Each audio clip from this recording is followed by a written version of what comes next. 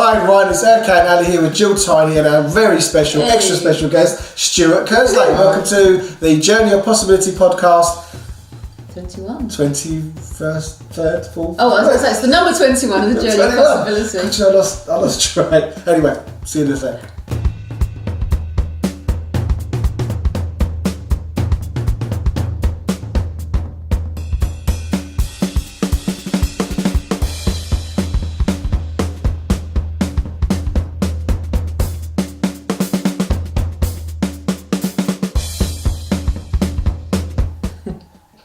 And we're back. Stuart, where have you been hiding out, man?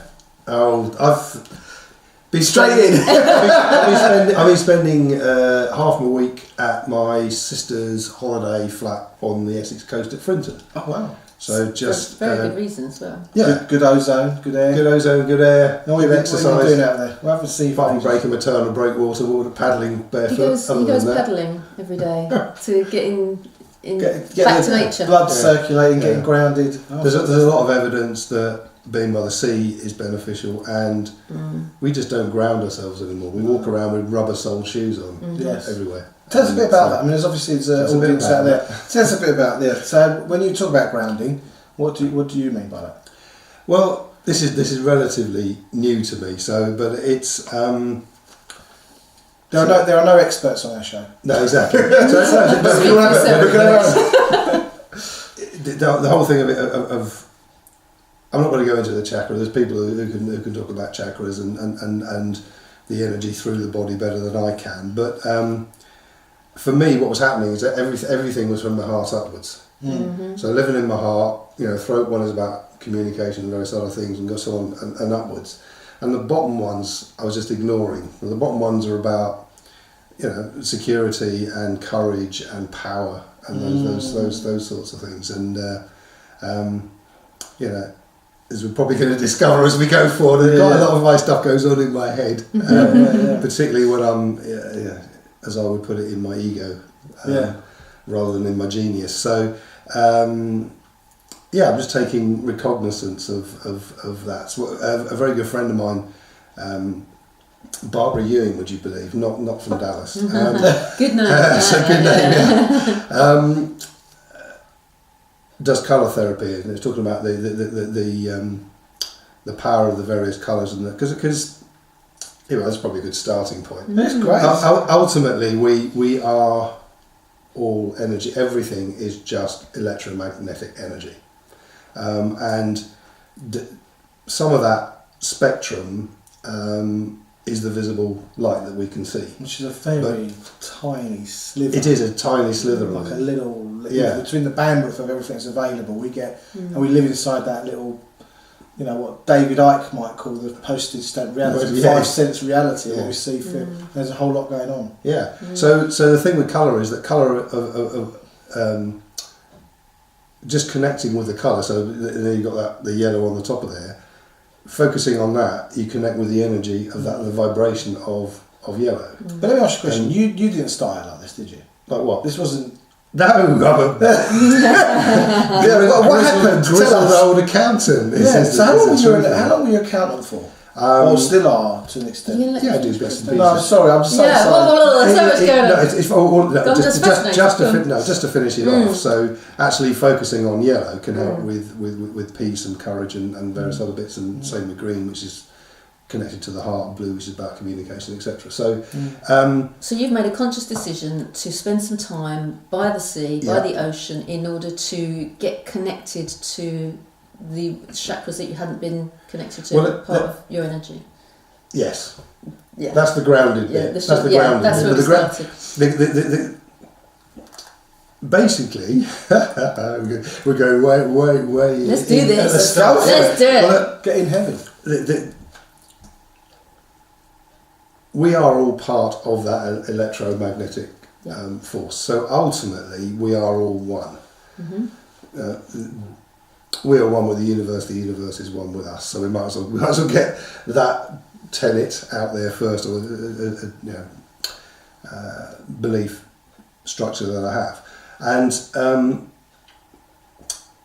but we're here as a human, having a human experience of that beingness. So the being is here having a human experience. And you've heard me in the past talk about human being human.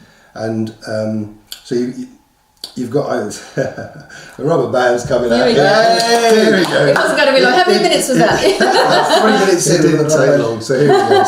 So effectively, you've got there's a wonderful trinity going on with things. I mean, whether that's Father, Son, and Holy Ghost, and the rest of it. But 3 is an incredibly powerful number, and trinities and triptychs are powerful as well. So what you've got going on there really is you've got the grounded bit, and that's why I was talking about the grounded bit. So you do like a figure of 8 or something, and that's the human connection, and that's the human doing almost, if you will. And then at the top here you've got the connection with the universe and source and the force, or whatever one would like to call it. And in the middle is you, if you like, is your little piece of God, if you like, that's unique to you. Individuation of God, I think, probably be a good way of describing it. And it's those 3 that I'm looking to put, and the reason I'm doing it like that is you can almost see the chakra running through there, the person there, and all the rest of it. But it is those 3 elements. Can I just ask a question? Just so is it almost like, let me just grab that out of the way. Yeah. So is it like almost like it's a conduit? We're like a conduit for this flow of energy. Well, is this energy coming from above going out? Or it doesn't hurt that it's an infinity symbol as well when you turn it that way around. No. So I mean, this is purely a shorthand that I use for these things. But so the eternal bit is that bit in the middle, and that bit is whole and perfect and complete. And then we've got the 2 human bits either side of it. This is why I talk about human being human. That is incomplete in its judgment of itself. Okay, it is only incomplete in that it believes, has thoughts and feelings and beliefs about that incompleteness. We'll talk probably more about that later. So, and the human wants to know 2 things really. They want to know how, which is, if going back to doing it that way around, it's the real practicalities. How do I live this life? And also, why am I here doing it in the first place? But in the middle of that is the being that's having a good old laugh about it all, because it knows it all anyway. So it's So would that fit perfectly in with our podcast titles, like a journey of discovery, journey of possibility? Yeah, we're going down dead ends. We're fulfilling on things. We're having disappointments. We're having triumphs, and it's a continual kind of flex and flow of that. Yeah, like an ongoing saga, like the infinity system. Just it's not actually got anywhere to go other than just keep experiencing what there is to experience.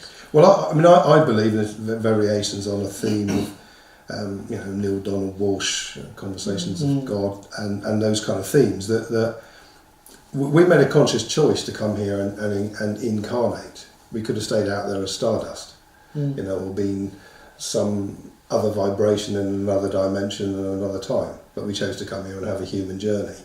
But as part of that journey, it's about we forget. So the instant we incarnate, we forget our it's a bugger, isn't it? Greatness. Yeah, it's a real song, and then we start making it up. Yeah. But what we tend to make up is all the challenging bits, all the human bits. Like I'm not good enough. I'm not worthy. I don't belong here, or whatever particular belief patterns. Why do you think we've got? Interesting question, right? So why do we default to that? Do you think have you got any theories about that? Why don't we come here in our all-knowing, all wondrous, everywhere, nowhere kind of being? Why isn't our default? I'm amazing. I'm fantastic. I'm wonderful. Is that part of socialising? Is it the map?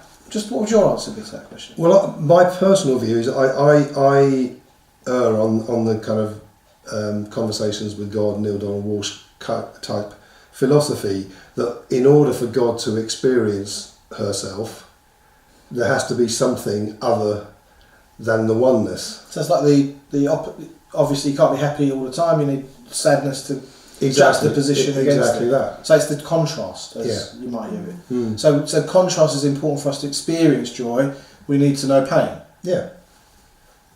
Or both, because as God in our genius, if you want to, however you want to describe that, we know everything and and nothing, almost, if you like, because there's just isness at that point. There's no. Yeah, it's almost like, again, that's another reason why that if you were to take a seesaw, the fulcrum of a seesaw, that's isness. That's present time. It's it's all time and space. It's a quantum in the true sense of the word quantum, which is the smallest measurement of time, space, energy, whatever. So if we were living all the time on that fulcrum, we'd never experience the swings of the seesaw. So we come to be human to have those seesaws as much as we hate it when we're in it. Because if you numb yourself to pain, and a lot of people do through their experiences, it's like, well, I'm never going to fall in love again because it was too painful when I fell in love last time. And you numb yourself, then you numb yourself to the joy. And Absolutely. so you just live in this non-existent... monotone existence, would that be? Would it be a grey? Well, it's... Or silence. It's almost like there's a silence. Yeah, I mean... But it's also...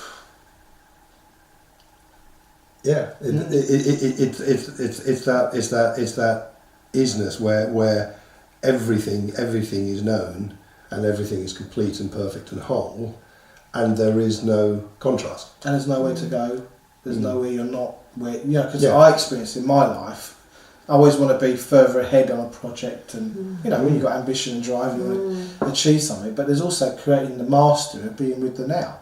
I mean, we were talking about earlier on today about power of now and Erkan Tolle's kind of philosophies around that, and there's loads of, but it's like, but practicing that is different from cognitively going, oh yeah, be in the present. You're not going to, whatever it is you're trying to strive for, whatever you've not let go of from the past. We kind of cognitively get that. But then that goes back to grounding yourself. And when you do have a paddle in the sea, there's not much else you're thinking about, is there? No. You are totally being in the now and in commune with nature. And understanding the ebb and the flow and the feel of the water, and it does really just ground you from an electrical perspective, but it grounds you in this is my life. And you're taking that time, you're creatively choosing to take that time to just be.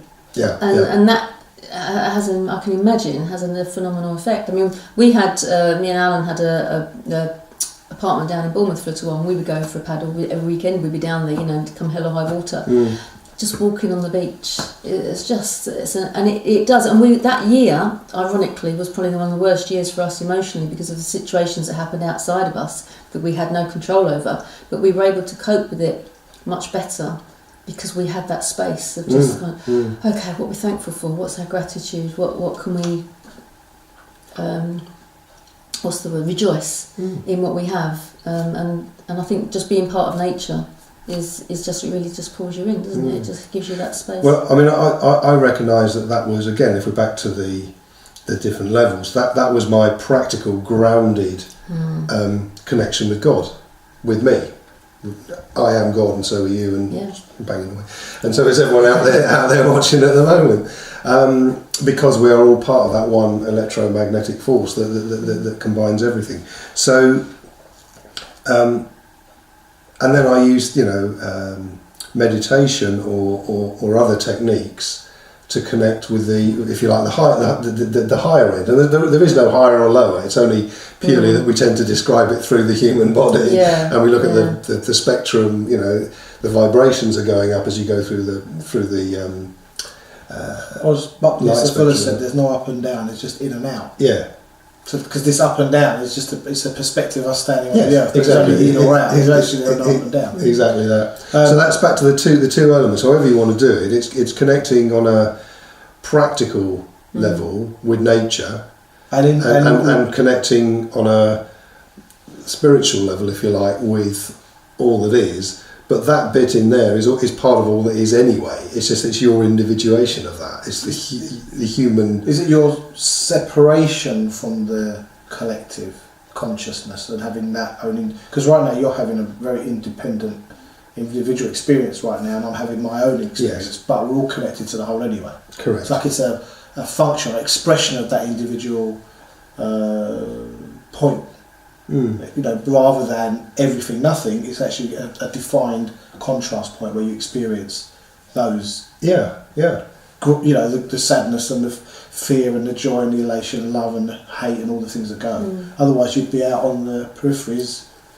Well, you'd be part of all that is, and there will be occasions when we choose to connect with all of that. There are occasions when we choose to be an energy source somewhere else in amongst all of that, or not. But I love the way in Conversations with God, the very first one, Neil Donald Walsh, it talks about remembering with the two meanings, two senses of that word. So it's the first thing is we forget and now we're remembering. But it's also remembering, it's all the constituent parts coming back together again. So ultimately, everyone's journey, all of the constituent elements of that will come back together as one again. And then God will have experienced what it was like to be God. Because that's the purpose of it. God can't experience herself without some contrast. Now, a couple of things. Sorry, I don't know if you were saying, but one, you talked God. That's probably freaked out, or yes. A whole load of people are like, okay. And the other one you say she. Yes. So is she just an alternative or to he, or whatever? Yeah. So it's just a term. Okay. And are we talking God in maybe any kind of religious or in what way? I don't get you are talking about but there are many valid and very helpful to the human teachings and scriptures in all of the religions. It's where religion is then used very much by the human to control, manipulate, or whatever. That's where. So I am not religious, but I'm connected, and I use the term God rather than spirit or that because. Well, because I went on your course, that's where it came. Don't blame me. See what you inspired? I went, yes, I'm being inspired. There's a story there for people who are not aware of it. Erkan runs this wonderful exercise where you connect with your genius. So genius might be another word, if you like. And candidly, I went along thinking, oh well, I know most of this stuff, and I'll just see how it goes for the exactly. And then I had for me an experience which I've never had before or since, and I literally heard a voice, not the little monkey chat, oh, you're not good enough. I literally heard a voice in my head, and the voice said, reclaiming God. So that's why I started reusing the God word. Yeah. Previously, I would use universe or source or force or some other word, but I've taken to using God, by which I mean that super consciousness, that electromagnetic force of which we're all part. Yeah. I mean, I love it. I don't know. Do you know Professor Brian Cox, he's a quantum physicist and various other things, and erstwhile 70s rock star, or pop star rather. Yeah. It certainly wasn't a rock star. Was it? Yeah, probably. Things can only get better. There you go. It was the Labour Party anthem for a while, wasn't it? Yeah. And they did that was him, was it? Yeah, that was him. Well, he actually did an audience with. So normally it's Dame Edna Everett or someone, and so we had an audience with Brian Cox, and even the title I thought was quite interesting. Is "You Are Vast and Empty," based on the fact that the gap between the matter in even an electron level is huge. It's 99 point something percent. So you are vast and empty. But at the end of it, he said, to the best of our knowledge, and science is all about disproving the latest theory, or that it's more about that than resting on your laurels or something. But I can't remember what the theory is, but he describes it with like a staircase, like steps. And to the best of our knowledge, no two pieces of matter, and I'm going to use that word because I can't remember the exact word, but no two items of matter can be in exactly the same state. And therefore, if you imagine this is on this step, this is on this step, this is on this step. They all, in some ways, what you say, they all occupy different. They all occupy a different position. Yes, a different. There's always space between them. Yeah, yeah. And So, but we know that we can change their state by heating them up, for example, or bombarding them with nuclear energy or whatever it might be. So they then change their state. And let's just say they step up onto the next step. What happens to the one on that step? It can't be in the same state as the one that's just moved on to that step. So it has to move somewhere. So then every single particle, whatever word you want to use, I'm not a quantum physicist, has to change in a nanosecond to recognise the change in that one. It's almost like moving one piece across, then everything has to everything else has to change, and that's going on billions of times every second, all over. So, on that basis, then scientifically, everything has to be connected. So there is the force does exist. Yes. I mean, isn't that the old butterfly effect? You know, like the butterfly moves its wings. It, there's it has an outward impact, but also, we talked about the micro and the macro a little bit earlier on. And to me, it's like you are the macro, you are the micro. It's a bit like in the ocean. Yeah. Well, the metaphor I like is the universe is a bit like an ocean, and you pull out a drop. And the drop knows it's the drop, and it has its own individual experience. You put it back in, it's the ocean again. Yeah. But we have overly been conditioned, in my opinion, into the left brain and this separation, this kind of fear scarcity separation model where we're all in competition with each other. There isn't enough from our own little monkey brain paradigm in this thin, energy line is where we experience moment. We've been conditioned for that. But then someone like you turns up on the Journey Possibly podcast, and whether it's Brian Cox, and I imagine it's years and years of kind of collecting and exploring, and so everything's intimately connected. Nothing's actually nothing's separate. But the illusion is that we're all separate. Well, it's interesting because Eastern cultures and ancient cultures didn't need science to prove what Brian Cox has said, that we are all connected. We didn't need quantum physics. We didn't need. They've known that for a long time. Yeah. But then you take someone like Einstein. Einstein would be quite spiritual in inverted commas because it was both. It's just two sides of the coin. It's always yin yang. You got science and spirit. Two sides of a coin. So it's fascinating. Then you go back into your humour, you go back into your ego, and you go into your mind, and it's a complete and utter mind word I'm not going to say on camera. I'm not going to say on camera. But I want to ask you a question before we get any further. So because obviously it's a big collaboration, a production, we do it within the context of the journey, and we're all on a journey. What wind blew you towards BeCollaboration, and what made you kind of go, oh, there's something going on here, because you've been around now, 2 and a bit years, just over. So it's not like you're part of it. You're part of the scene. You're making your mark. You've done Known Be Knowns. I'm sure you've done Genius. Yes, both. So what was your first experience? What did you hear about it? Well, I was introduced in by Andrew Horder. Andrew and I have good friends. Spend a fair amount of time together down the pub of an evening. The world's to right. We've both been on our journey, and so when he said, I think this is something you'd enjoy, where somewhere you'd fit in, and said, yeah, go on then. So I came to, would have been the London one then, wouldn't it? It was only Hertford and London at that time. Yeah. Because Andrew obviously owned up one of the other two.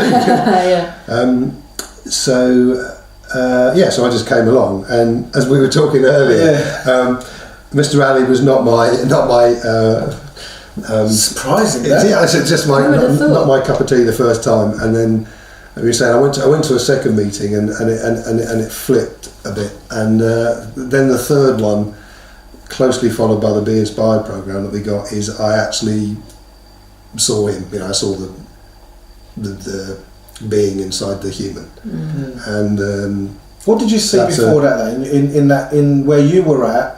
Because that's your lens at the time. What did you saw? What was your perception? No, honestly, seriously, what was you telling yourself about what this guy was trying to do? There was ego as most people would understand it. So not when I tend to use ego, I tend to talk about what the human does, if you like, to kind of sabotaged by the genius. But there was it was a bit of kind of, look at me, showmanship. Exactly, that's probably a great word for it. And which then made it slightly Marmite, because as with all showmen, it appeals to some people. Exactly that. So I just decided that I love Marmite. I think I told you that after about the third one, but it did take 3 experiences. And for me, where it came from was as much as anything else, is whilst I absolutely believe as a species we need to address some of our challenges, particularly with education and the money system and all the rest of it. That was landing for me very much on the macro, whereas I was already, I think, at that point in my journey where I was recognising that the only way you can change the macro is from the micro. And it's when that landed for me with you that that I got it. I got the outward was the passion for the true genius that wanted to do the things that you wish to do in the world.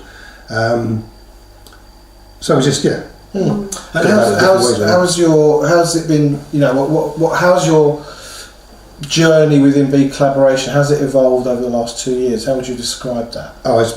For me, it's been fantastic, because as I've been having this journey, it's a bit like I was saying there about reclaiming God. I've been denying my Godhead and the genius in everybody else. And in my ego. So if I just step back a second, in the modality I use in my coaching, there are 2 orientations, if you like. There's an egoic orientation, which I sometimes describe as the human, and there's a genius orientation, which I describe as God or genius. And that amen to that. We're a human having a human journey. So there's both elements of that. And I, in my ego, I very much go into my head. One of the tools that I use is a tool called the Enneagram, and it's the 5 Enneagram, which is the thinker. So what the thinker does is tries to control everything, because it gets too much. Ultimately, what's going on there is if I don't control circumstances, then I will be violated in some fashion. That's what's going in there. So I need to control myself and all other circumstances, and the way that most people do that is to go into their heads. So they might physically remove themselves and be slightly aloof, and I can do that. But they also tend to go into their heads, and of course the challenge with that is your brain uses far more energy than any other part of your body, so it gets tiring and it gets exhausting, and that can lead into spirals of hiding away further and all the rest of it. So that's not a very good praise of the Enneagram, by the way, but that's kind of my take on that particular version. So as we all do, is and back to the rubber bands coming out again, can't help it. It's the two ends of that. So here you've got, if you like, you've got your genius and the things that you would love to be, do, or have in this human experience. Because in your true genius, you have it anyway. Yeah. So in your human experience, there's things you'd love to be, do, or have. And over here in your egoic experience is the reality. Or it's actually, to be fair, it's not even necessarily your egoic existence, it's your current reality. And there is a gap between the two. And that gap's why I use a rubber band. That gap of itself creates tension. Now I would argue that tension is purely structural. I can't think of a better word for it. It is just the gap between the two. But what we tend to do is we then overlay it with psychological tension, which is, because this is, I would love this, and I'm here with the absence of that, if you want to call it that. But here we get into what is going on in our head about that. our thoughts and feelings and assumptions. Give the illustration that you gave at the Know and Be Known, because that's a brilliant story, and it kind of, you've got it on tape for posterity then to tell people about it. And that's the first time when I went, oh, get the rubber band thing. That's really cool. Well, I use the accreditation one then, because I've got you've got two, variety and lots of little ones as well. I like the trip when you went. Yeah. But do the accreditation. That was good too. Well. So one of the things that I'd chosen to do was to get accreditation in this modality that I was using, natural success, to be a coach. And so I would love to be a coach, an accredited coach, and here I am with some work to do, some case studies to do, and etc. etc. etc. So there's some tension building up there. And so now we've got now. It's a year's course, and you're 11 months into it, Stuart. So now we've got the rubber bands out here rather than just there, and you've still got 90% of it to do. Yeah, all right. Okay. Obviously, that's not too bad. Through the course, but that's still 90%. Miss that. Yeah. So you can imagine, and then I'm having a conversation with my coach, and she says, "Well, Stuart, if something's true, when does it become not true?" Ooh, now we got really big tension going on there. Because it's from genius that to be true. It is something that I wanted. But what's going on down here all the time is you're not good enough, you're not worthy, you don't have the capability, you don't have the capacity, or all kinds of various beliefs. And in my case, it was kind of, imposter syndrome. Who'd want to listen to me anyway if I got this accreditation? All that, that's going to make a difference. That's going on here. Exactly, totally. So now you've got two forces pulling against this sometimes quite little voice saying, Stewie, you can still do it. I want to be accredited. No way. Yeah. You're not good enough. So stuff that.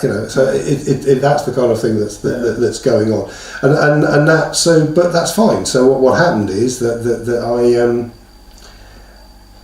by holding that tension, because one of the things is for me that and it was Andrew Horder actually said this. Thank you, Andrew.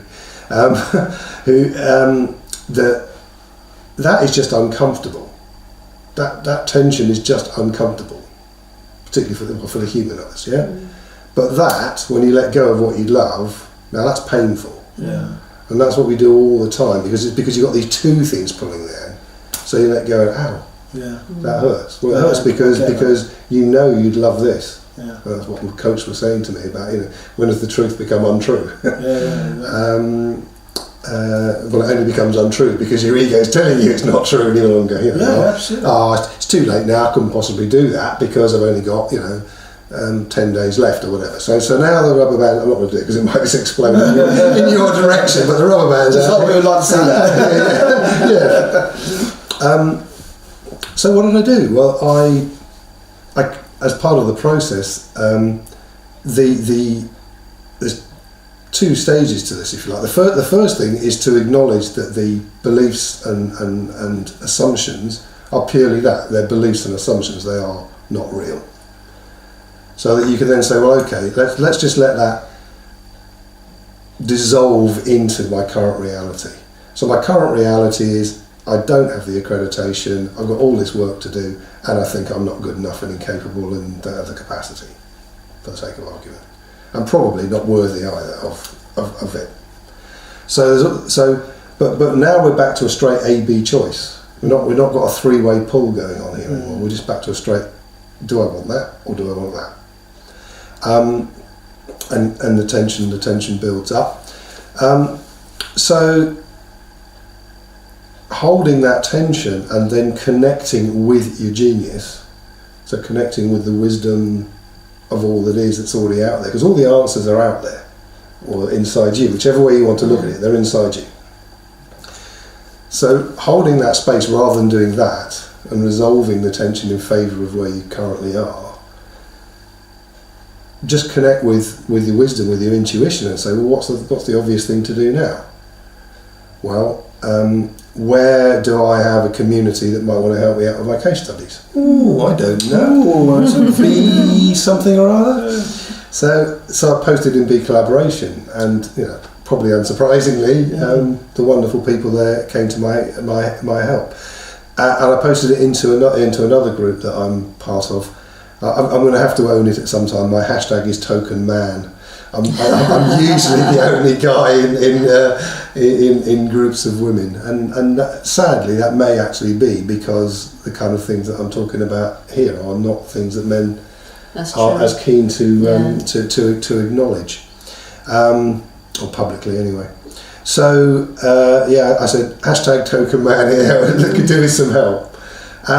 Okay, so here we are. So the reality was that at the time I put that post in, I had 9 days to do 9 at least 4-hour sessions with a couple of hours of writing it up, and 14 1-hour to 90-minute sessions with another half hour to 90 minutes to write that up, and a 1-day workshop to design, deliver. No pressure. Design and deliver. No No pressure pressure. at all. So This is off the scale.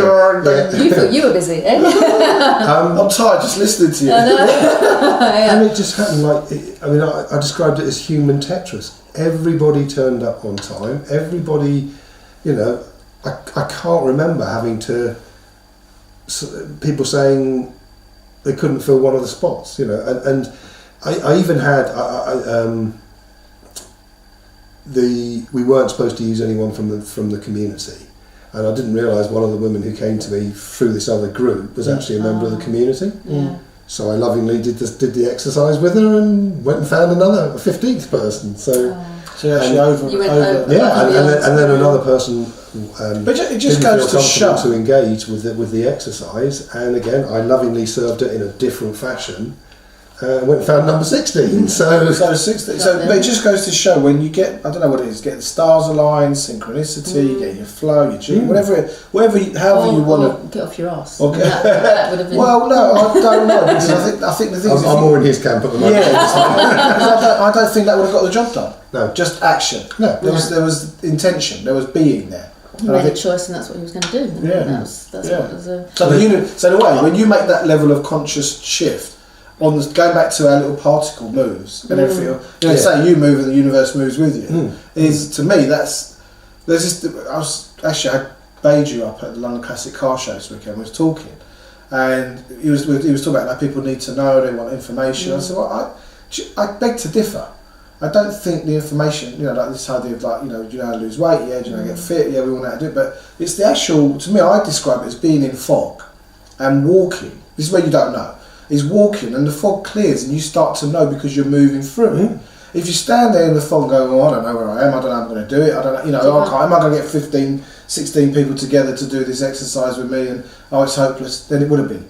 But you didn't, you just committed and it unravelled. There was an unravelling, I call it destinal resolve, it came to you. Yes. Because you chose. Yeah. But if you've been resisting, or it was like, I can't, not enough time, it's not fair, bloody Illuminati, whatever, right? Whatever we're blaming, and then you get stuck. And then you're really a sitting duck, you're a victim. And also, the moment you chose, that was the empowerment, and that was the God within. There was no room for failure after that. You'd made that choice. You were going to do it. There was no two ways about it. It was going to happen. And that's the wonderful thing. And I'm going to make an egoic comment, but it is still equally true. That had I not managed to get it done, I would still have significantly empowered myself and beautifully served a number of people. Yeah. So it was a win there, even if it wasn't the full win. Yeah. But that is still slightly egoic. Yeah. Because the end result was to get the accreditation. Yeah. So, but it's also quite enlightened, isn't it? Because at the end of the day, I get it. The result of getting the accreditation, or getting the sale, or getting the deal, or getting the girl or the guy. Yes, but there's also the journey of it. So even if you hadn't got the result at that time, that experience would have accelerated you so much further in that endeavour. The next time, and the next time, yeah. So nothing's wasted. While you've been doing no, it's fine. I know it's maybe. I want one. Let me have the big one. I just want to show you something. All friends going to sit there. That's how I lost mine. And that's the story. Yeah. So the infinity symbol. It just struck me. You were talking about human being human. Yeah. And I was just comparing this to BeCollaboration in that at one end we've got the collaborator, and at the other end we've got the vision, and it could be the vision of the community, it could be the vision of the collaborator, but in the middle you've got the community, and you can come into the community to get help and support and vision for yourself, because some people come to us and they don't know what it is that their purpose is or their mission is or their genius is, and they're just kind of, I love it but I'm not really sure what I'm supposed to be doing.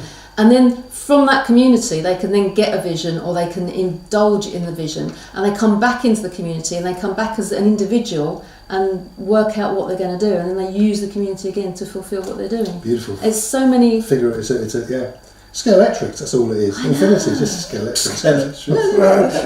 There you go. It's everywhere. Yeah. So no, but as long as I'm clicking on the mic. No. I'm going to get that put in the graphic. I want to change the subject, or can we change the subject? Absolutely. Are we ready? Yeah. So tell us about your career as an accountant. How did that... Or no, go back a bit further. Where did you grow up? Where did I grow up? What was little Stuart like? I haven't grown up. Right answer. Where did you start out then? Where did you first pop out? Pop out to the universe. I am in Carshalton, Surrey. Okay. So he's always been posh. Always been posh. Yeah. My mum used to think that was abroad, you know. Interesting combination, yeah. So interesting combination. And were your parents were they kind of enlightened in this way, or was it something? No. What your parents? What did they do when you was? My mum very lovingly looked after us. Back in the day, that used to happen. But did various part-time jobs and things around it. My dad worked as an advertising executive for London Weekend Television at the end. Oh yes, you mentioned that. And hated it. Yeah. So you watched your dad doing something he didn't love. Totally, and to the point that I was talking about. I used to go and have a drink with people like Willie Rushton and people like that. Well, you actually said you Me too, snuff. I was like, wow. Yeah. He's on my list of your dream dinner party. Mine as well. I was always on there. Definitely. Well, I mean. I'm not going to suggest that any of these people were imbibing, but it was in the those days, the lounge area, shall we call it, at London Weekend Television. Yeah. I mean, I used to go there to take my dad home because the industry was such that you went out and had these 3-hour lunches where you probably drank 2 bottles of wine, a beer beforehand, half a bottle of scotch at the end of it, and then. That's the world. What could possibly go wrong? Yeah, and then poured yourself into a car and drive home. Often, not everyone. People commuting, obviously, but and he hated it. Wasn't a big drinker, etc., etc. Loved some of the work, but that whole thing of having to wine and dine and smoozing and the rest of it. And he died at the age of 40 in a car crash, having just started looking at self-employment. And my mother and he were looking at getting a little shop together and doing some bits and bobs, and not quite sure we hadn't got to that stage yet. So how old were you when he died? What would I have been? 21. 21. Yeah, he was a kid when I was born. So 40. That's like a few years back for us now, isn't it? Yeah. It was really freaky. I had a real freak out for about 3 months. I couldn't imagine being older than him. When I hit 40, it wasn't just you got the life begins at 40. Most people don't necessarily have a crisis there, but I had this weird thing. How can I be older than my dad? Well, Yeah. And did you have brothers and sisters growing up? Sister? Yes, you mentioned that. Yeah, she's slightly younger than me. Yeah. And your mum? So, how did she's. It must have been devastating for her. Yeah, absolutely. Yeah, it was complete another shock. It was a car crash. It was instant and unexpected, and he'd have had a good day. And to be honest, he possibly had a few too many drinks as well. But I'm not laughing, but no, exactly that. What year would that have been? In what? Oh, I can't. I honestly can't remember. Okay, so 69, 70, 69 or 70. Really? No, 69, 70. Yeah. He'd have had a good day because he was a rugby player, and even at that age he was still playing rugby at 40. But for some reason he wasn't playing that week, and he'd gone up to watch the All Blacks playing against the London division, which first time I'd ever seen the All Blacks live and this kind of stuff. So he'd have had a good day. Yeah, he'd have had a good day, and it was instant, and he wouldn't know anything about it. So in terms of your career starting, did you kind of go through the usual kind of academic college, university? Because going to college, university was very different back in that area than it is for youngsters coming through now. I fell into accountancy, which is one of the reasons why they are one of the people that I tend to coach is other accountants, because it's easy to do. So I had a bit of an affinity with numbers. So straight out of school into accountancy. Yeah, well, kind of. But also my this is where there's a slight thing. You got my paternal grandfather. I guess upper working class, if you like, but demonstrably working class. He was a fishmonger, and he did have a shop and this kind of stuff. But my grandmother was determined her boys were going to be different. All three of them got Oxbridge places. But my dad didn't take it up because somebody not a million miles away from you came along. He didn't blame you much at all, did he? I've actually got a letter where the complete opposite, and it's one of my most treasured possessions, to be honest. Yeah. Where was I going with this? And then on the other side, my paternal grandfather was the first accountant and then vice chairman of the Granada Group. So I won't say he and the Bernstein brothers were the business, but with my grandfather's input as the numbers guy and the rock from which they soared, if you like. That's where that business came. Which one time was a FTSE 50 company before all the utility acquisitions and stuff like that, privatisations rather. So he was an accountant. So that was your family business. That was your cessation. No, I don't know if that's the word. Like you kind of went in after. From that, well, you're getting this. You're good at numbers, and you thought about accountancy, and then you got my grandfather. But the difference was that I know you're aware of this tool, talent dynamics, because Andrew Hawley uses it, and so do I with people. Well, it's a personality profiling tool, and you use IMO's already. I'm kind of a big picture people person. And then I was doing accountancy, which is all about structure and process and detail. So it wasn't a particularly great fit. Whereas my grandfather, that was him. That was him, yeah. So what? I mean, what age would you have been when that started? So I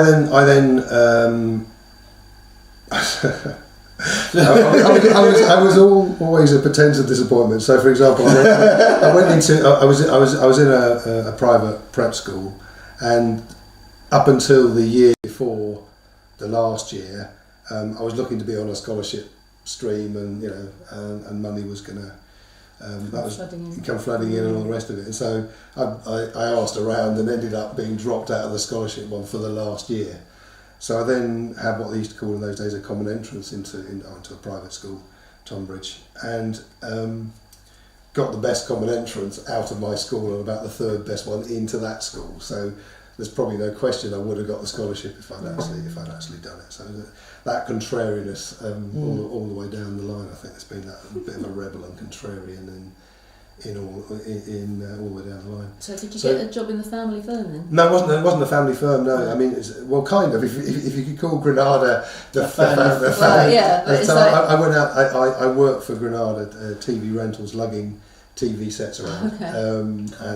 And would you believe emptying money boxes, because at those times they actually had metered boxes. Did they? And they loved us because it was enforced saving. So you'd empty the box, they'd have enough there to pay for the bill, and probably a couple of quid over to go and have a jar, or a takeaway or something. And so they really enjoyed us coming in whenever we came in. But different world. I mean, say that to the kids today, and they won't believe you. No, you wouldn't believe it, would you? You just wouldn't. So this is a box on the side of the telly. You have to put money in to get the television working. And then, so how long did that last? Only for about 6 months, and then I went out to Canada to do the same job for the Canadian version, a company called Telirent. So I had a gap year at a time when not that many people used to do it. So that would have been 77. 77. Yeah. Jubilee year. Missed the Jubilee. You missed. But met my wife. Your wife. Is that we met in Canada? Yeah, Toronto. Toronto. So she's Canadian. Kind of. She's actually British, and she retained her British. It was a really weird. There was a time when they had to choose, and she and her mum chose to be British, and the others chose to be Canadian. And then subsequently, her mother's now got dual nationality again because they changed the rules again. But Helen, having come over here to marry me and all the rest of it, only has British nationality. Does she still hold that against you? Yeah, totally. No, we sat and had the conversation because at that point, excuse me, with her family there and our age, we probably could have emigrated to Canada because they don't have a points system, and the fact that I was doing an accountant and all this kind of stuff. But we chose to stay. When did all this malarkey stuff? When did you know? I'm not being funny. There was a accountant, and then suddenly you're going. Yeah. How did that come on? I guess I got to a point where I was thinking, well, there must be more. So constant. So it's that journey of possibility. Lifelong learner, absolute lifelong learner, and some of that is egoic in nature. Yeah. You know, one more course and I'll be good enough, or I'll know enough, or whatever it might be, and one more mentor and so on and so forth. But it's been that constant. So the desire to learn and evolve and grow has been a theme in your life. But when did this kind of? What was your awakening? Would you say there was an awakening, or was it? How would you? Yeah. Well, I knew accountancy wasn't. Apart from the being so that's probably it actually. That accountancy really wasn't for me. But I stuck with it because I talk about feed the kids, feed the soul, feed the world. It's another one of those trinities, and it was feeding the kids, and we had a good lifestyle and so on and so forth. But it wasn't feeding my soul, and it wasn't feeding the world either. In terms of there was no contribution going on there. No, so it was. You were doing your duty. You were taking care of your family. You were having a social. Those things were going on, but there was something missing. Something missing. Yeah, and it was which is for me was an element of the other two. So the soul bit and the world bit, the contribution. And so candidly, it was another redundancy. And I've had a couple in my life, and I just thought, I'll sort this. I'll go and work for myself. And how hard can it be? Exactly that. Yes. How hard can it be? Oh my god. It's very hard. Yeah.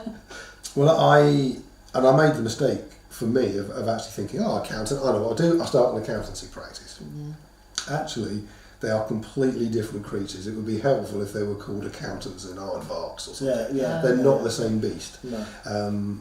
In accountants working for somebody in a company. Do you think that's the shift from being in corporate to actually being a lone ranger, or do you think it's to do with accounting specifically? No, sorry. Yes, it's still the same. You're doing the same thing, but you're not. So you're not even doing the same thing, and that's the challenge with it. Yeah, right. I probably should have. Yeah, so my route. I went to become an accountant in industry, in commerce, whatever you want to call it. So working, started off as a whatever finance assistant or whatever, became management accountant, financial controller, etc., and went up through the days that way. So I then decided what I could do is go and run an accountancy practice. It is fundamentally different because what I'd realised is that I got reasonably good as I got more senior, because back to talent dynamics, what was I good at? I was good at the strategy and the people. So the more senior I got, the more strategy I was doing, and I found the right people to do the grunt work. Right. So I then went back into running an accountancy practice where I was back doing the grunt work. I would have been infinitely better off, and my wife would love me infinitely more if I'd actually just bought somebody's practice. Yeah. And then run it. Hopefully with staff and things like that. And then gone out and been the figurehead, the salesperson, which fits that. People. What do you think shaped that thinking? Was it that I can do it, or was it just didn't even occur to you? It didn't even occur to me. So this is kind of things I do. When I work with accountants who are looking to do that same transition. That's one of the things I would suggest. If it is absolutely true for you to be an accountant. That makes me laugh. It's funny. Well, what's funny is that Helen, my middle child, younger son Johnny, and I went to one of the secret policemen's ball, the Amnesty International concerts, and we were right at the front, and I got picked on by Al Murray, the pub landlord. I hope he gave you proper going over. Well, it's so. What do you do for a living? Yeah, what does he do for a living? I'm an accountant. It's like they rubbed his hands together. Did you go to your dad and say, "Dad, it's just something I have to do"? Yeah. So that's I'm actually on. I made the cut of the DVD. So was you? DVD of that. Yeah. Definitely. What he didn't ask, which is unfortunate, is what does your wife do? Because it's nurse or secretary. Yeah. And she's actually a nurse. I would know quite well. So I've lost my train of thought now. So that's brilliant. I'm glad you've lost it. Yeah. There you go. See you there. See we don't. Yeah, exactly. I was smiling at the accountancy. It is completely different, but I didn't know what I didn't know. No. So now, I like to help people. If what you're here to do in your humanness this time round is to serve others as an accountant, amen. Yeah. And I would then probably suggest that you go and find somebody else's practice, because candidly, there's quite a lot of them wanting to get out of it. With all the changes of. Technology and this kind of stuff, because you'll spend at least as much money and a lot more time getting to the same income. Yes. So that'd just be, but it's more about actually is there an accountant right through the core of you, or is there a florist or But why do you think? I've got my view about accountants, and I imagine we second-hand car dealers or estate agents, accountants kind of fall into that. There's a real kind of stereotype, and it doesn't seem the most exciting or interesting work. What do you? I'm sorry, from my perspective. I'm Monty Python. I'm an accountant, and consequently too boring to be of interest. the dinner party. Is that fair? Is that fair? Yes and no. There's a joke accountants tell, is how can you tell an extrovert accountant? They look at your shoes when they're talking to you, not their own. That's it. That's as far as they get. But it's not true at all. There's all kinds of wonderful, genius people, and I wish I could bring some to mind at the moment, who started off as accountants and are doing amazing. Rachel L knows people like that. There's loads of them. Well, I think there was also something about where a lot of accountants spend their time is in the past, reconciling, doing end of year. They're not affecting an outcome. Yeah. They're in the past, so that energy is past energy is very lower energy than an entrepreneur's energy. Is very forward thinking. It's very in the vision. It's very it's more up in the what's possible, and they're kind of building this dream for people. Come on, we can do it. Whereas the accountant is kind of going, hold on a minute, before we get that far, we just got to get this straight. It's kind of pulling back. Yeah. So I think it goes with the territory. Not that they're boring. I'm not saying that. No. But the energy is that. The profession, and they call themselves a profession. It's not an industry or whatever. The profession is to well, in industry it's stewardship. It's looking after the assets for other people, and in practice it is the accuracy of the information that's presented to statutory authorities in one way or another on behalf of their clients. So there's that need to be quite steward-like. So if an accountant, not steward, don't be steward-like. If an accountant comes to you and he's really good at what he does, but he's not happy, what can you do for him? Well, it's back to the wrong way again. Well, it's back to these two things again. It's real clarity on what it is that you would love, and awareness on what you do to sabotage that, which is probably, now that we've talked about it, is this psychological stuff actually, not just the gap. Because if I'm an accountant in industry and I want to be a florist or a beachcomber, it doesn't really matter. There's tension there in structural tension in the gap between the two, and things that have to happen. But it's actually this. It's the fear of how do I tell the family, I'm the primary breadwinner, etc. It's that stuff that's really causing the challenge. But of course, that tension that is there isn't just between what they want to do and the choice they have and pulling it, and I'm not sure which way to go.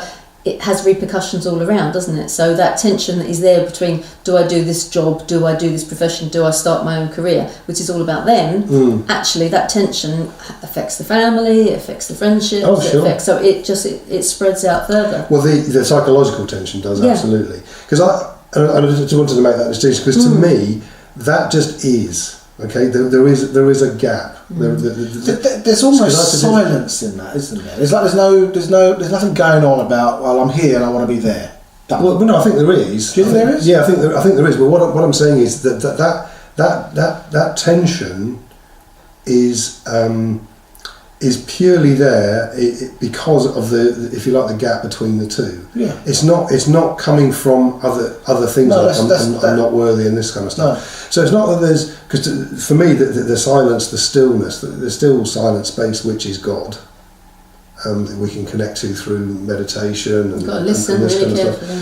stuff. That is then connecting with that to decide to determine or to be open to what the next step is to bridge the two, because ultimately you do want to bridge that gap. Otherwise you won't have this end. So if you took my example of accreditation, I did session 1, I did session 2, I did session 3, I did session 4, I've got to rearrange session 4. But there must be so many people that are over in this space. This is what I'm doing this, but I'm not happy. And they don't know why. Yes. And they don't know that this is the jump they can make. They're just sitting there going, why God, what do I do? And that's the way it is. Well, exactly. And that's why both ends are important, because what they may be more... there's a lot of evidence out there that it's a kind of pain gain towards a way, that people are far more likely to take an action to alleviate a pain, so an away response away from the fire, rather than being attracted to the warmth and the heat of the fire, if that makes sense, many times in some research. So it's often getting awareness of what's happening over here is often easier for them to connect with than what they would love over here. Because they're left brain analytical people as opposed to right brain visionary. Yeah, but even if that's not the case, it's this little quiet voice again. You know, I don't really want to acknowledge that I want to be a helicopter pilot. You know, which seems so impossible. Yeah, it's totally impossible, because if that's going to cost a fortune and lots of time, and while I'm doing that, I can't be earning to feed the kids, and that's that. So. That dream gone, that hurts, but I don't mind. But the reality is that you and this is the greatest challenge of all, you can have it all, but to have it all you actually have to be completely open and vulnerable. It's actually connection with feminine energy as opposed to masculine energy. Masculine energy is all around the doing and the if you like, the giving. Can't think of a better word for it than that, giving at the moment, but the receiving is feminine energy. So and the wisdom's there, but we rarely connect with our feminine to receive it. Is that us as a species? We don't connect with the feminine energy, whether you're a woman or not. Well, I guess it's not gender related. It's not gender related. I was going to say, I can't answer for the monkeys or the gorillas, or even the elephants or the amoebas, but it's not a gender specific thing. So it is masculine and feminine energy as opposed to gender based energy. We're all on the spectrum anyway, aren't we? No matter what our bodies tell us, you're male and female. Men are from Mars and women are from Venus. Years ago, me and Alan read that book, and I'm like, "You're from Venus, aren't you?" And I'm from Mars.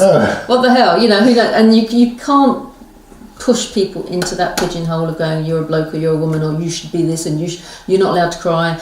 You've got to be soft and gentle, and it's a load of it's ridiculous. So attaching and getting connected to masculine energy for women, or for certain men, and feminine energy for certain men and some women, we've all got to learn those lessons, haven't we?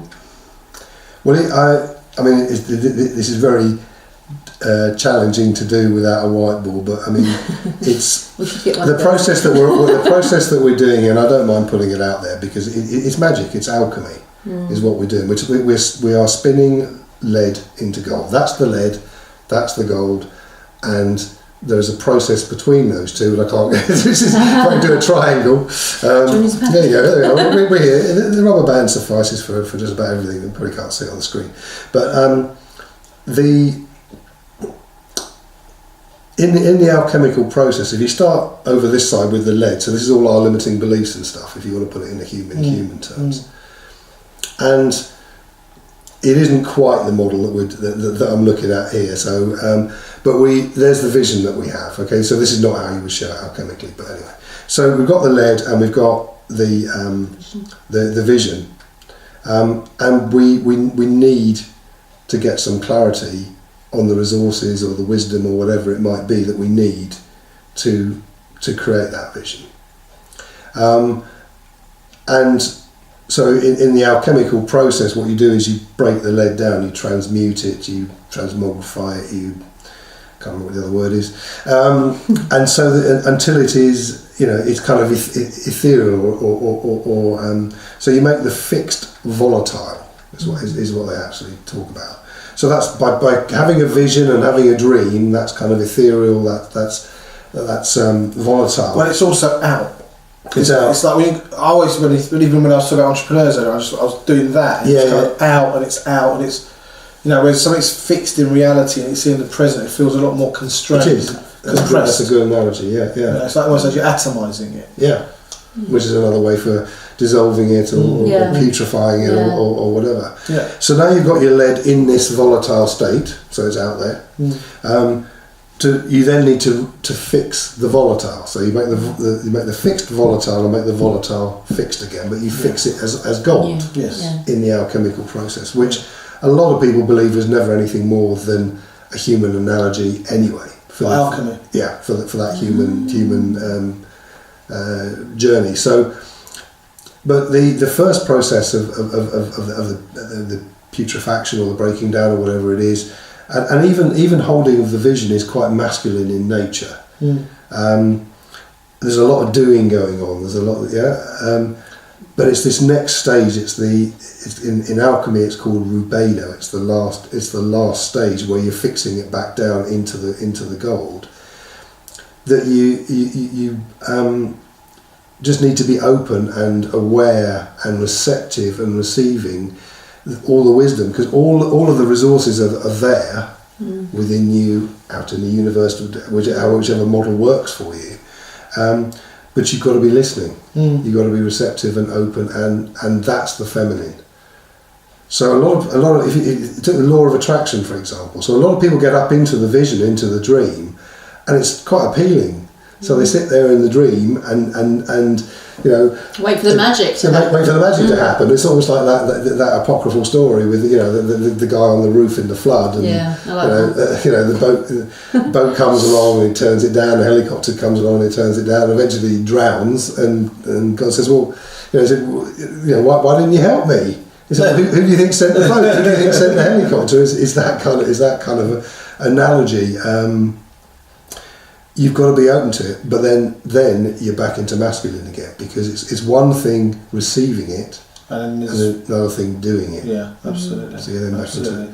I mean, the way I would describe that, I just kind of filtering it through the way I would work, it was like dissipate the story. So if you dissipate the story of I'm not good enough, or I can't get the money, or one we hear very common is, or two we hear, is don't have time and I don't have the money.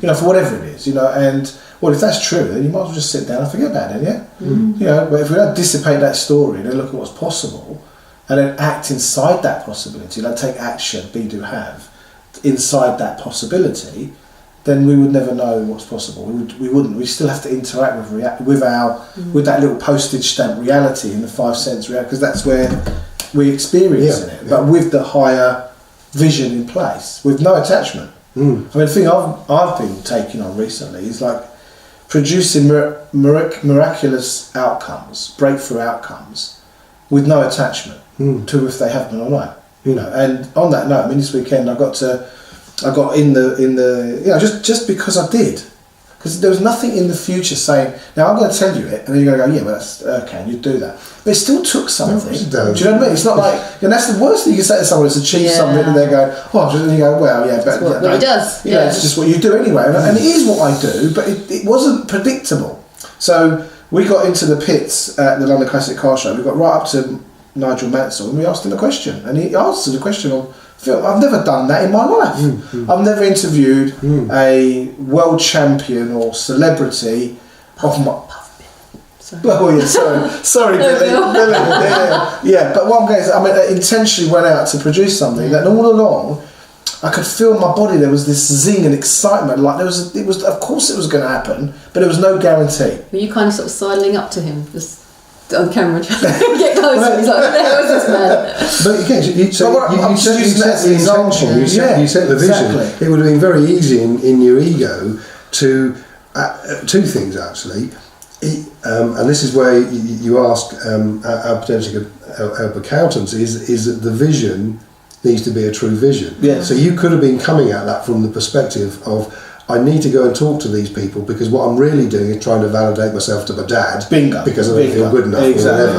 And that's not that's back here. This is that's psychological tension. Yeah, exactly. There was none of that. You went completely. It was just in the moment. There was an opportunity arose, and me and Matt we were working together on it. And we're like, let's do it. And we're both like, we're excited and nervous, and and even being next to an F1 car when it starts. I mean, it's a phenomenal thing. And but it was we went. The other thing is we went to this event as newbies, and I think we worked the stand harder. We spoke to more people. We interviewed about 35 people, but there was nothing, and there is as well. But there was nothing that said that we could do that, other than we said we'd do it. And we went and did it. Yeah. And I think knowing how to do it, because I'll look back at the videos, I should have held the mic different, I should have said that, I shouldn't have interrupted there, or the light wasn't... Yeah, you see all the imperfection. You'd never have got close to them then. You wouldn't have got... You'd have been totally in your head about that. And it would...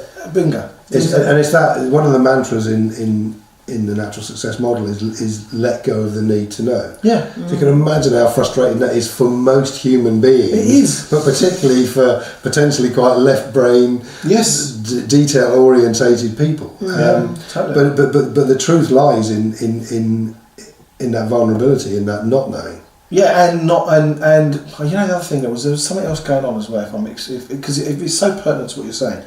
There was almost a conspiracy for us to achieve it by the people there as well. They were like, "Go on," it wasn't. They weren't holding us back. Yeah. They invited us in. Then we said, "Can we? Yeah, go." It wasn't. It was like, "They go on," and if you get the footage, can we have it as well? Yeah. It was almost like we were in it together. It was like an enrolment. Other people bought in to something, And I think there's that. I'd like to say it takes courage and tenacity and will and determination, but it didn't take any of those. It just took an intention to go, we can do this, and then just went and did it. When we started the Journey of Possibly podcast about nearly a year ago, I think we did the first one in March. March last year. Yeah, we're coming up to it. And I said to Joe, and this was in January, we were saying this. And Jill's going, we ain't got time for that, what are you talking about? We've got all this other... And she's totally right. Usually, Jill's right. Yeah. And I went, we're doing it anyway.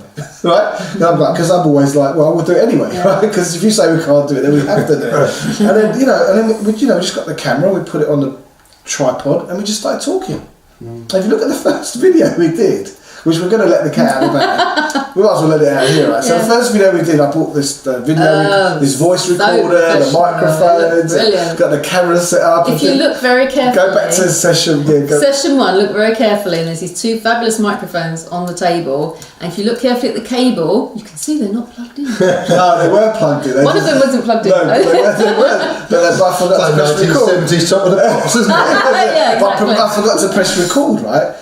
And I've never forgotten to press record since. Do you know what I mean? And we've learned. And I think whatever you apply that to, whatever it is you want to achieve, and it's going to be part of what your life's about, it's go do it. Yeah. Don't wait to learn. Going back to what you said, did I need courage to talk to Nigel Mansell? Did I need this? Did I need that? If you look at it to you at that point, and to all those people, it's like, he's a famous person and I want to go and talk to him. You just went and spoke to another human being. That's how it was. That's how it was for me. It wasn't a big deal. No, it was a big deal. I'll tell you why it was a big deal. The outcome was a big deal. No, that wasn't the big deal. That really wasn't it for me. What the real big deal was, the night before, I was with a friend of mine called Phil Rudd, and I coach his son, Simon Rudd, in the Brick Car Championship. So I'm very closely linked to motorsport, and it's something I'm really passionate about. And it was after a long day at the event. I think it was a Saturday night, so it was like 3 days in, and we've got one more day to go. And he said, "Oh, it's a shame I'm not going to be here tomorrow because Nigel Mansell's here. He's my all-time hero, like, you know, my hero." I went, "Really?" He goes, "Yeah, but you know what they say, don't never meet your heroes." And I'm like, "Yeah, I think that's not bad advice, actually." And then I said, "So if you could ask him any question, what question would you ask?" And he went quiet, goes, "Oh, I know what I'd ask him." I said, "What would you ask him?" He said, I don't know what year it was, 19, whatever it was, Nigel Mansell had a massive accident and he broke his neck.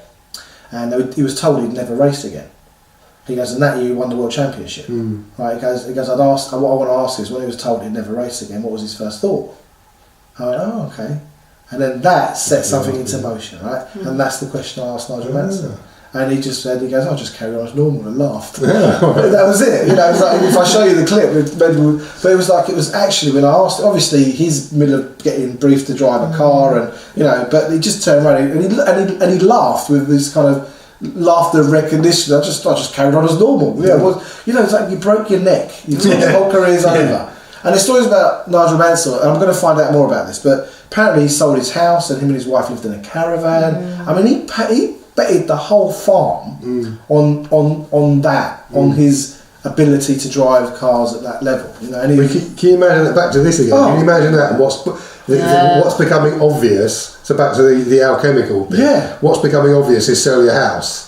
Do you take action on that, even if you've had the awareness? You know, it's maybe I'll get a chance to sit him down and get in one of these podcasts one day. But to me, you know, I thought, because Ayrton Senna has always been my hero, but Ayrton Senna came from a very rich background, fantastically rich background. What I get about Nigel Mansell, he's self-made, and I didn't have that appreciation for I'm going to find out more, but.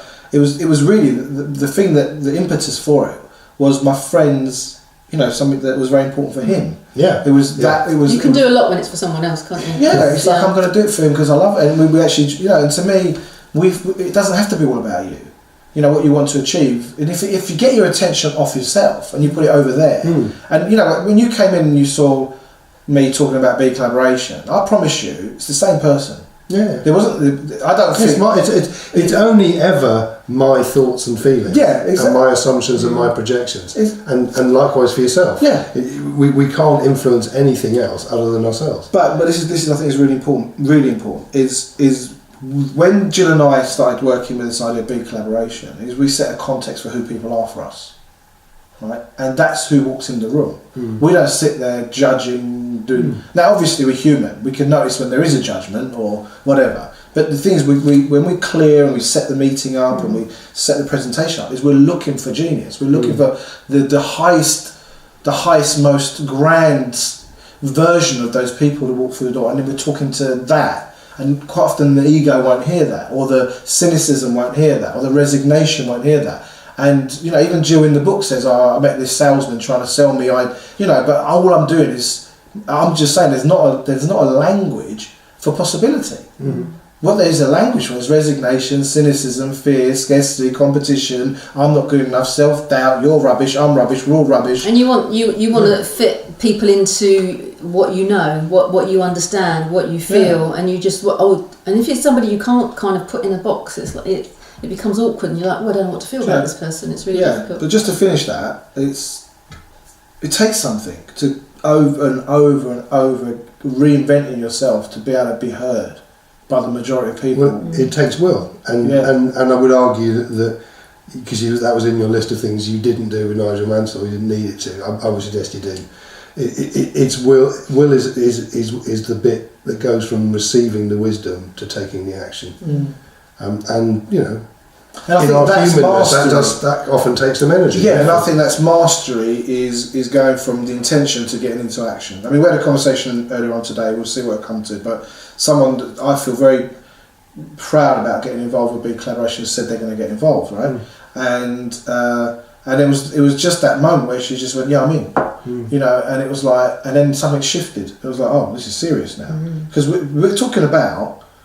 What's my life's purpose? In BeCollaboration, we're not talking about, oh, you're an accountant, are you? Okay, what kind of books do you do? You know, there is a certain amount of that, but it's really, you're Stuart Kerslake. What's your life about? Who are you? Tell us.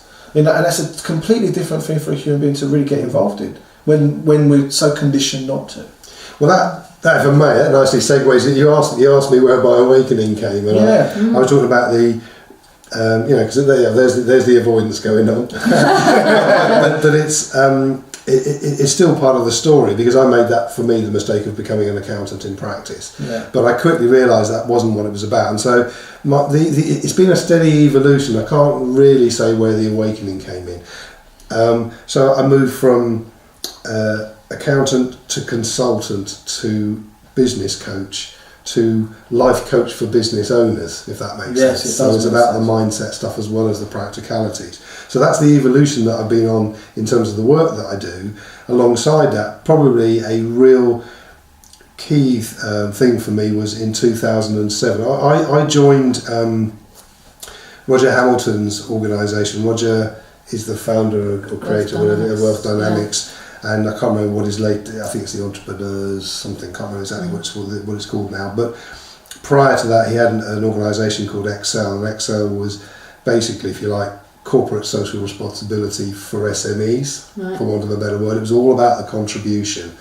So that's what I came, back to feed the kids, feed the soul, feed the world. That's what I started getting, the contribution, how I'm going to feed the world, how I'm going to make a difference in the world. And that was in 2007. There's an event called Akasha, which I think is in spirit in Sanskrit. But, and it was Bob Proctor, Law of Attraction, John D. Martini, Roger Hamilton, and a lady called Gertrude Matcher, who at the time was expressing herself as the voice of African women, because so few actually had one at that time. That's still probably the case now. Powerful event in the Theatre Royal in Drury Lane, and we ended up with we were all we had our arms around each other and all the rest of it, so at least connected to at least one person all the way around the auditorium, about 3,500 people or whatever the audience there is.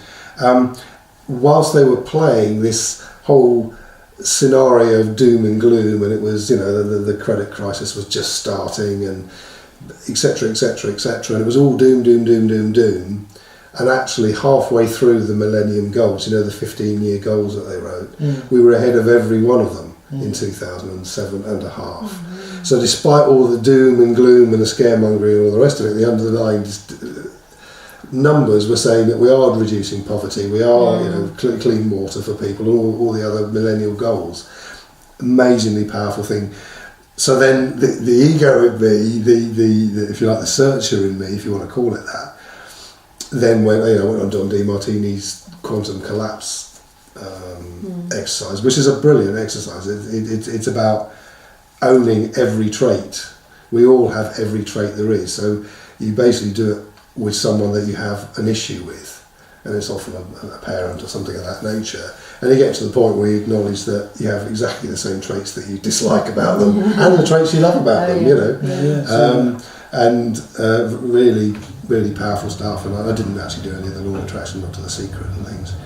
But have you done any of the Abraham Hicks work?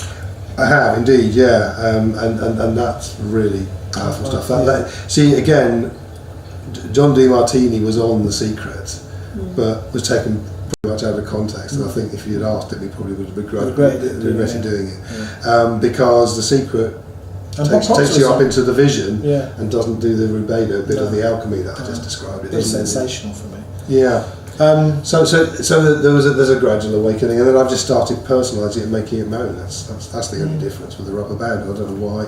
It seems to work. It's a good method. What's your thing? I used to wake up at nights with infinity symbols, and because, as I say, you're back to those trinities again. If you take the centre as being one of the points, and you've got top, bottom and centre, you're back to these trinities again.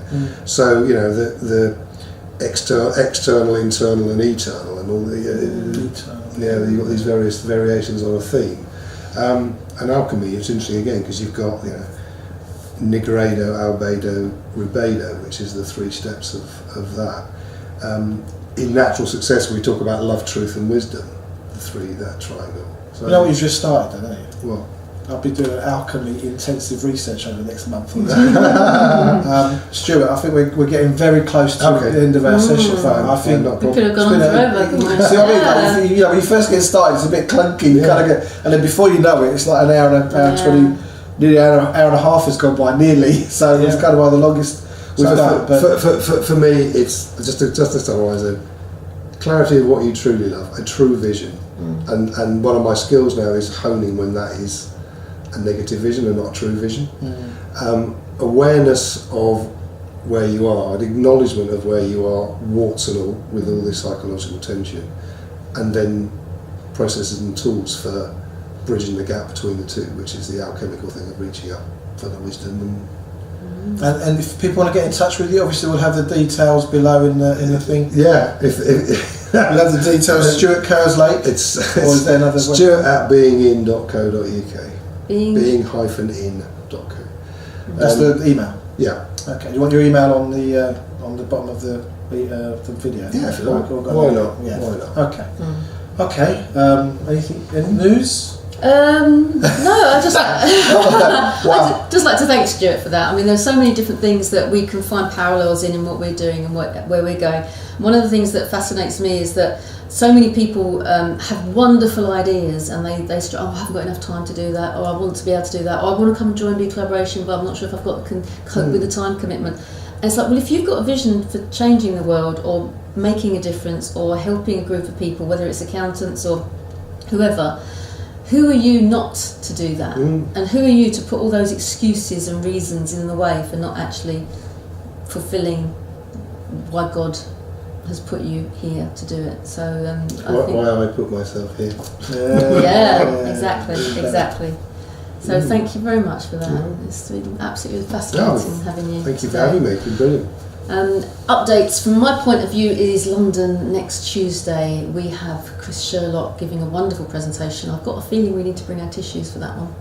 He's going to be talking about transformation of whole villages and towns with the work that he's been doing, and he's going to be sharing that. Rihanna's going to be there for a masterclass, and she's also going to be doing the Genius slot. So Chris is going to be a rose between two thorns, I think. Wow. Good for him. 3 roses. So thank you for tuning in and joining us today on our conversation, our journey of possibility with Stuart Kerslake, myself, Erkan, and obviously the wonderful Gill Tiney. Take care. Bye. See you next time. Cheers.